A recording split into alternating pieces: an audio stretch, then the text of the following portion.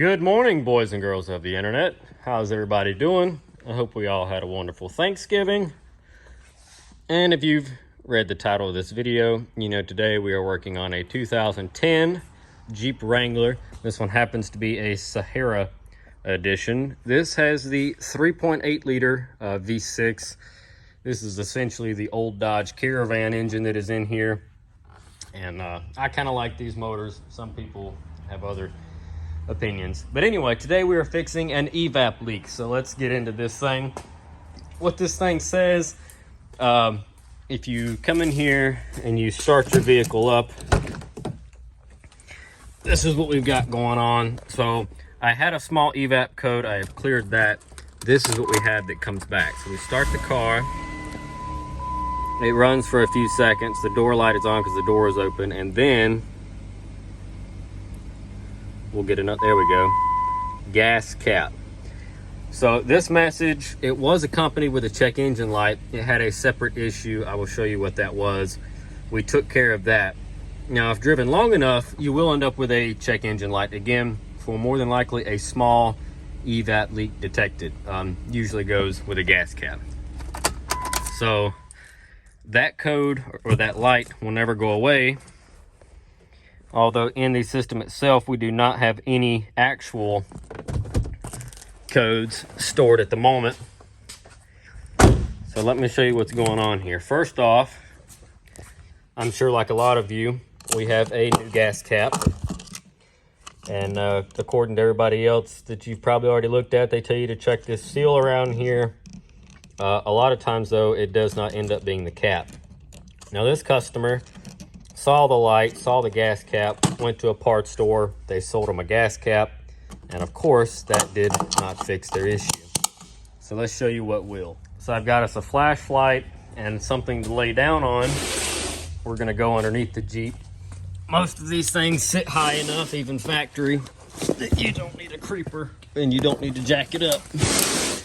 So underneath here, there's your rear end.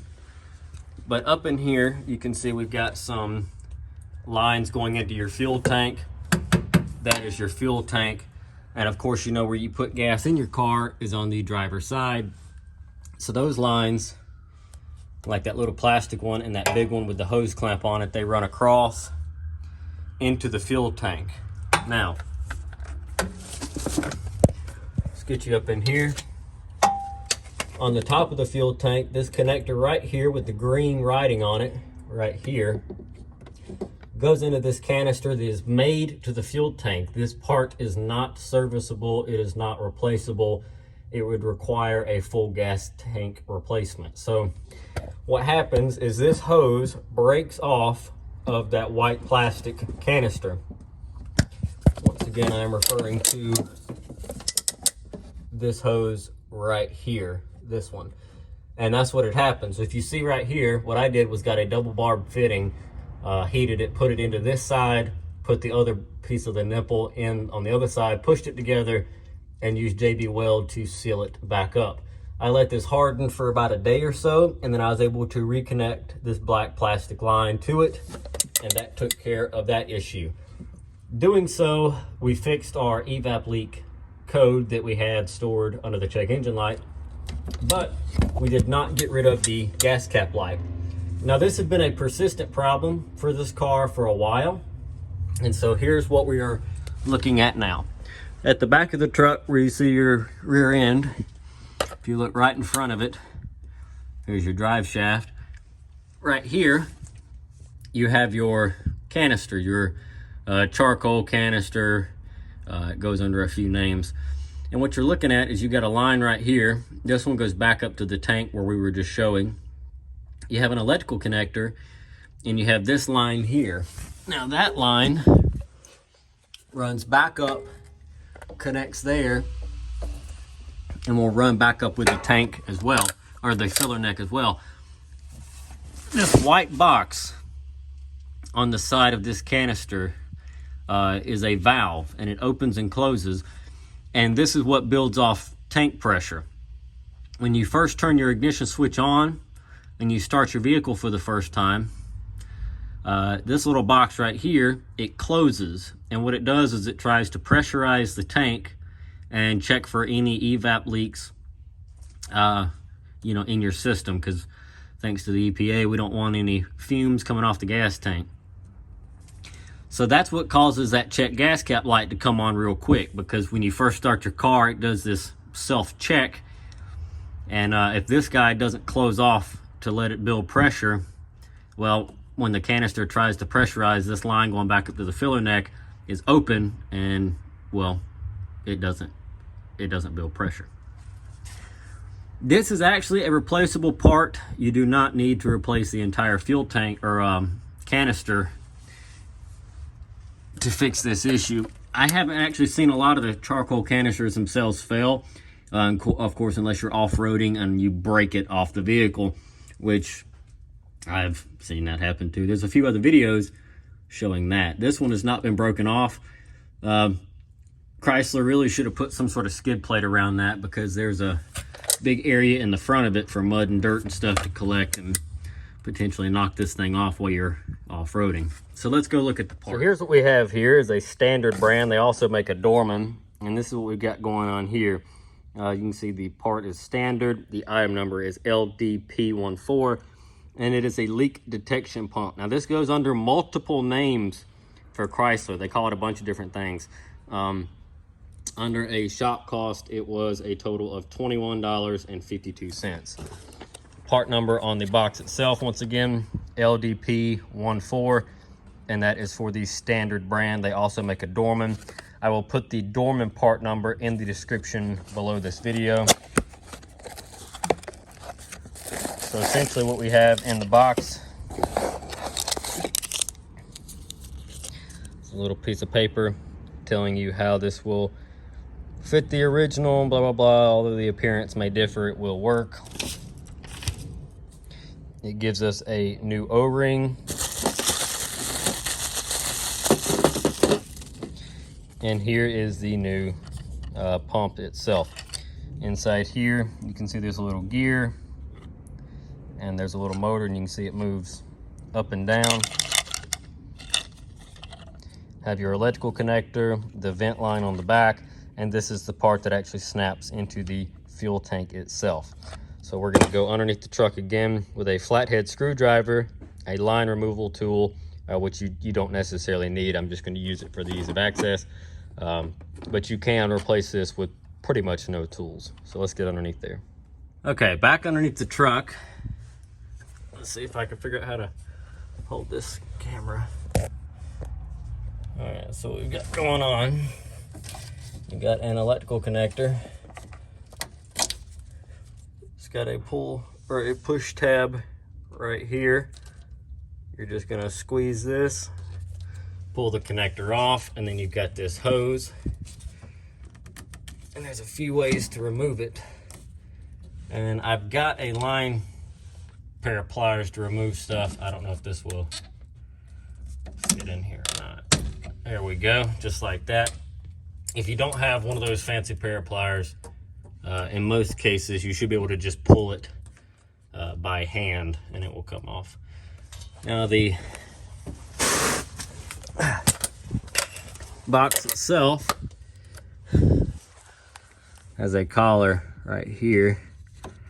You're gonna pull and then begin to wiggle the canister off. I need two hands for this. So I don't know if I can set this somewhere that you folks can see or not.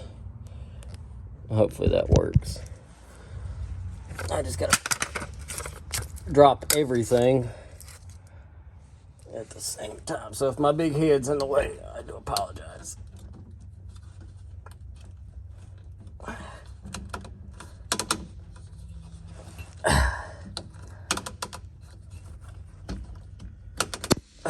There we go. Pull the tab in. Now I'm stuck. Oh crap, okay. Push that tab in. We actually broke our tab off when we tried to push it because of the age, but there's a lip right here. I don't know if you can see that or not.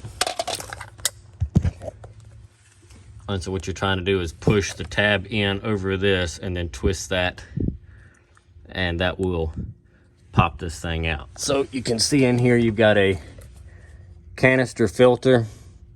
It's a little dirty looking. That's about normal. And then here is our old canister. If you look inside there,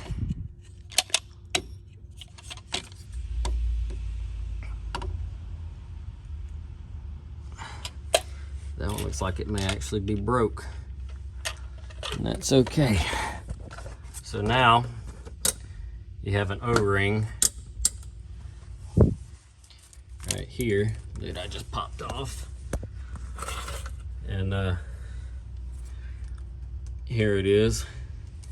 This was sitting right here inside this lip. So now we're gonna get our new pump. I'm gonna find the new O-ring that I just dropped. All right, here's our new O-ring. It is the same on both sides. So we're gonna take this, slide that up in there, like so. Take our new canister, push and twist, it'll lock into place. Plug in our electrical connector.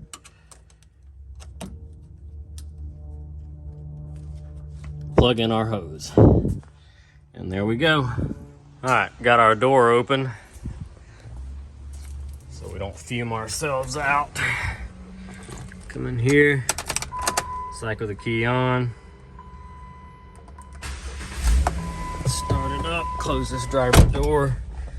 Get the, oh man, I left the rear door open. Well.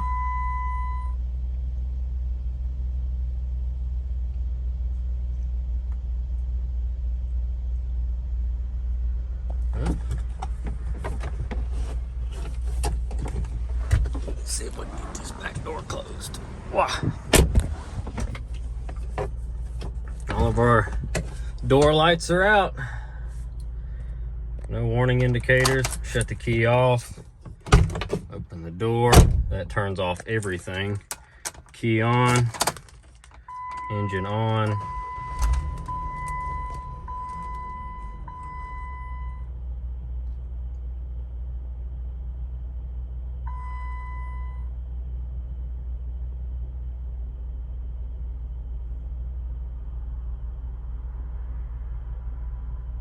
Okay. All right, let's see. Shouldn't have any more codes in here.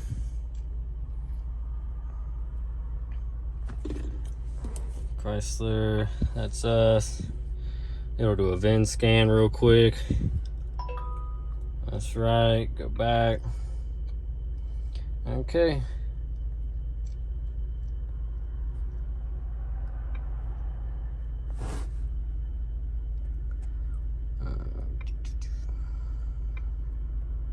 All right. Well, that looks like it took care of our issue there, folks. Like I said, those valves are notorious for giving trouble, and you can change the whole canister if you wanted to. Depending on the one you buy, it'll come with the new switch on it, but you can just change that part out and motor on down the road. So we're good to go. Close this thing up, back it out, let it run. We'll take it around the block, and yeah, like I said, that code normally would come on as soon as you started it, because that's when the system does its check. So I think we're good to go. All right, folks, thanks for watching. Drop a comment down below. Let me know what you think. If this helped you, I appreciate it. Let me know. And yeah, I said that backwards, but all right. Now I got to go get a transmission and a Tahoe and a motor and an Avalanche. So let's get to it.